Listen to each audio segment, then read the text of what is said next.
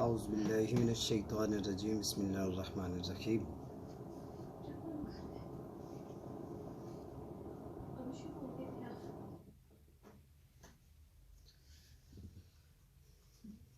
اور یہ مقبول جان صاحب کے آفیشیل پیج پہ ایک واقعہ کوڈ کیا ہے۔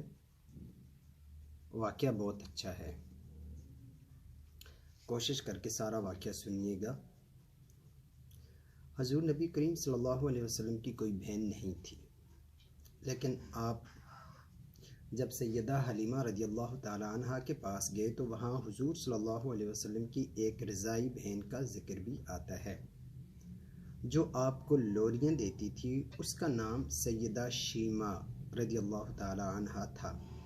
شام کے وقت جب خواتین کھانا پکانے میں مصروف ہو جاتی تو بہنیں اپنے بھائی اٹھا کر باہر لے جاتی، اور ہر بہن کا خیال یہ ہوتا کہ میرے بھائی زمانے میں سب سے زیادہ خوبصورت ہیں۔ بنو سعد کے محلے میں بچیاں اپنے بھائی اٹھاتی، ایک کہتی میرا بھائی جیسا کوئی نہیں، اور دوسری کہتی میرے بھائی جیسا کوئی نہیں۔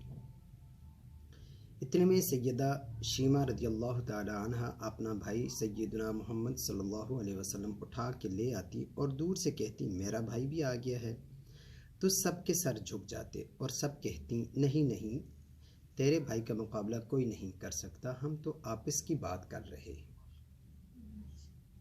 ابن حشام سیرت کی سب سے پہلی کتاب ہے، اسی میں یہ واقعہ لکھا ہے کہ سیدہ شیمہ رضی اللہ تعالی عنہ حضور صلی اللہ علیہ وسلم کو اپنی گود میں لے کے سمیٹتی اور پھر جھومتی اور پھر وہ لوری دیتی، اور لوری کے الفاظ بھی لکھ دیے ہیں جن کا ترجمہ ہے اے ہمارے رب، میرے بھائی محمد کو سلامت رکھنا، آج یہ پالنے میں بچوں کا سردار ہے، کل وہ جوانوں کا بھی سردار ہوگا، اور پھر جھوم جاتی۔ پھر وہ زمانہ بھی آیا کہ حضور صلی اللہ علیہ وسلم مکے سے چلے گئے اور سیدہ شیمہ بھی جوان ہوئیں، ان کی شادی بھی کسی قبیلے میں ہوگی۔ حضور صلی اللہ علیہ وسلم نے اعلان نبوت کیا، 13 سال کا وقت بھی گزر گیا اور آپ صلی اللہ علیہ وسلم مدینہ تشریف لے گئے۔ جب غزوات کا سلسلہ شروع ہوا تو جس قبیلے میں سیدہ شیمہ کی شادی ہوئی تھی اس قبیلے کے ساتھ مسلمانوں کا ٹکراؤ ہو گیا۔ اللہ رب العزت نے مسلمانوں کو فتح عطا کر دی تو اس قبیلے کے چند لوگ صحابہ اکرام کے ہاتھوں گرفتار ہو کر قید کر دیے گئے۔ تب وہ لوگ اپنے قیدیوں کو چھڑانے کے لیے فدیہ جمع کرنے لگے۔ قبیلے کے سردار بھی گھر گھر جا کر رقم جمع کر رہے تھے۔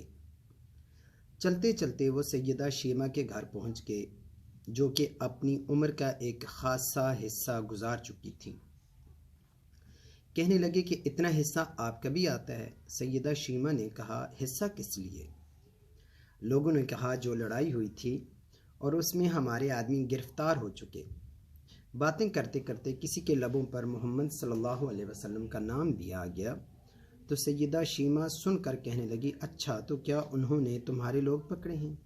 کہا ہاں۔ سیدہ شیمہ نے کہا تم رقم اکٹھی کرنا چھوڑ دو، مجھے ساتھ لے چلو۔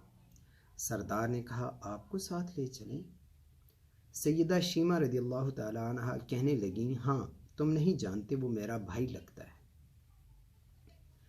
قبیلے کے سردار کے ساتھ جب سیدہ شیمہ حضور صلی اللہ علیہ وسلم کے نوری خیموں کی طرف جا رہی تھیں اور صحابہ اکرام ننگی تلواروں سے پہرا دے رہے تھے، وہ مدنی دور تھا۔ سیدہ شیمہ قوم کے سرداروں کے ساتھ جب آگے بڑھنے لگی تو صحابہ اکرام نے تلواریں سونتیں اور پکارا اے دیہاتی عورت رک جا، دیکھتی نہیں آگے کوچہ رسول صلی اللہ علیہ وسلم ہے، آگے بغیر اذن کے جبرائیل بھی نہیں جا سکتے، تم کون ہو؟ سیدہ شیمہ نے جواب میں یہ جو الفاظ کہے ان کا اردو ترجمہ یہ ہے میری راہیں چھوڑ دو، تم جانتے نہیں میں تمہارے نبی کی بہن لگتی ہوں۔ تلواریں جھک گئیں، آنکھوں پر پلکوں کی چلمنیں آ گئیں، راستہ چھوڑ دیا گیا۔ سیدہ شیمہ رضی اللہ تعالی عنہ حضور صلی اللہ علیہ وسلم کے خیمہ نوری میں داخل ہوگی تو حضور صلی اللہ علیہ وسلم نے دیکھا اور پہچان گئے، فوراً اٹھ کھڑے ہوئے، فرمایا بہن کیسے آنا ہوا؟